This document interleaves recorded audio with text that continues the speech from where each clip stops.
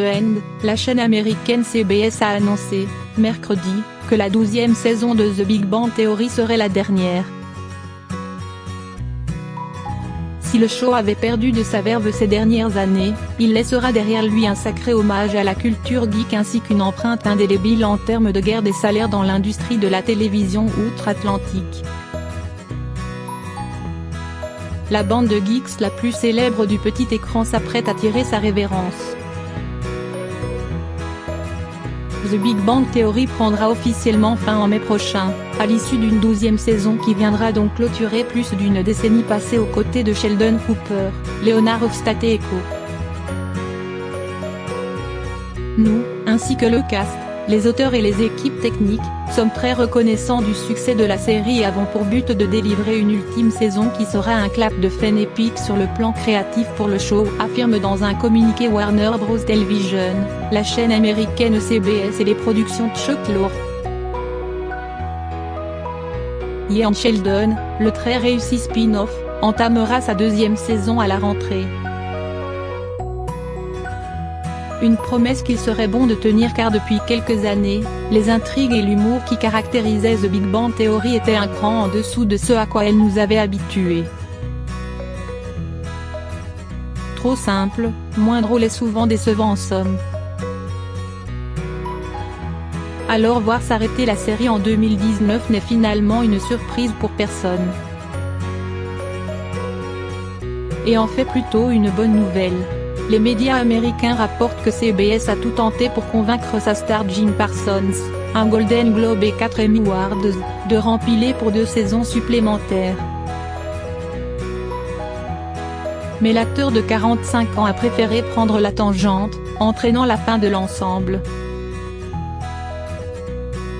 Car sans Sheldon, pas de série. Les plus mordus se plongeront sans nul doute dans Young Sheldon, série sur la jeunesse du physicien surdoué, mais pas fou car sa mère lui a fait passer des tests, dont la 2e saison démarre à la rentrée.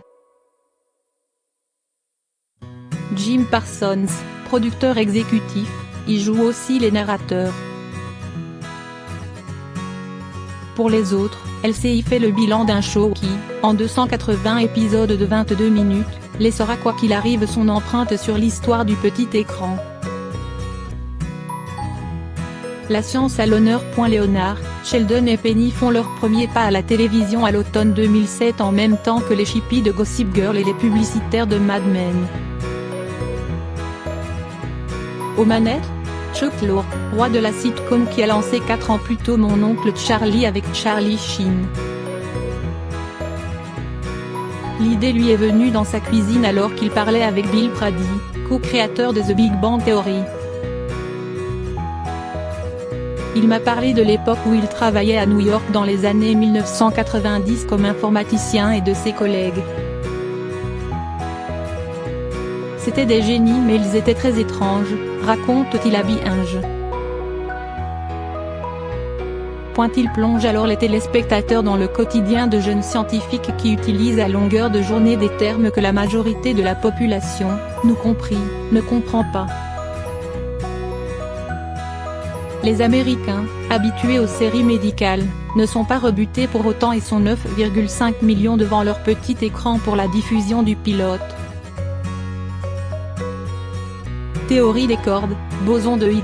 Tous les éléments scientifiques évoqués, y compris les équations dessinées au tableau, sont authentiques, vérifiés par des docteurs en physique et consultants en plateau. 12 ans plus tard, ce trait de caractère est encore plus primordial, comme le soulignait Chuck Lorre dans Télérama l'an dernier, rappeler l'importance de la science n'est pas anodin dans un monde où les faits pèsent de moins en moins lourd. Surtout en Amérique. Des guests qui se bousculent. En plus de contribuer à populariser la science auprès des plus jeunes, The Big Bang Theory a accueilli les plus grosses pointures de leur domaine. Le défunt Stephen Hawking est crédité dans cet épisode mais est au fil des saisons presque devenu un personnage récurrent à force d'être évoqué par Sheldon. Deuxième homme à avoir marché sur la Lune, Buzz Aldrin est aussi passé par la case invité de luxe, comme le patron de Tesla Elon Musk et le cofondateur Apple Steve Wozniak. Lettre d'amour à la pop culture et à la génération comique, la série est aussi rapidement devenue le passage obligé des héros de notre enfance. Stan Lee, le père de l'univers Marvel, Leonard Nimoy, Mr. Spock, James Earl Jones, la voix de Dark Vador dans Star Wars, Carrie Fisher, Princesse Leia, George Takei, Star Trek, ou plus récemment Mark Hamill, Luke Skywalker, sont venus se frotter à nos héros. Leurs parents respectifs sont eux souvent incarnés par de grands noms du cinéma américain, de Christine Baranski, la mère de Leonard, à Laurie Metcalf, la mère de Sheldon, en passant par Kathy Bates, la mère d'Amy. On vous défie de trouver une liste si prestigieuse parmi les séries de ces dernières années.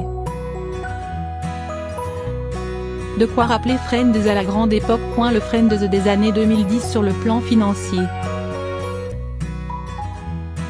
Et ce n'est pas le seul point commun avec la sitcom culte des années 1990-2000. Comme leurs aînés, Jim Parsons, Sheldon, Kaylee Cuoco, Penny, Johnny Galecki, Leonard, Simon Elbert, Howard, et Kunal Nayyar, Raj, ont eux aussi touché $1 million par épisode. Et comme leurs aînés, le cast original a dû batailler pour obtenir son augmentation, allant jusqu'à mettre en péril le tournage de la saison 8 s'il n'obtenait pas gain de cause. À raison de 24 épisodes par saison, chacun est donc reparti avec un chèque de $24 millions en fin d'année. À part les stars de Friends, cette somme est sans précédent à la télévision, note Forbes. Des montants extravagants qui s'expliquent par le succès de la série, longtemps l'une des plus regardées par les Américains avec 18 millions de téléspectateurs en moyenne. Point notable, il est impératif pour eux de passer par CBS ou son service de replay pour profiter de TDBT, le show étant absent de toutes les plateformes de streaming type Netflix aux États-Unis. Qui dit forte audience, dit fort revenu publicitaire. Alors tous les acteurs ont tenté d'obtenir leur part du gâteau. L'an dernier, notre quintette a ainsi revu à la baisse de 100 000 $ leur cachet par épisode pour permettre à Melissa Rauch, Bernadette, et Mayim Bialik-Amy, d'être augmentés. Un big bang financier qui devrait en inspirer d'autres.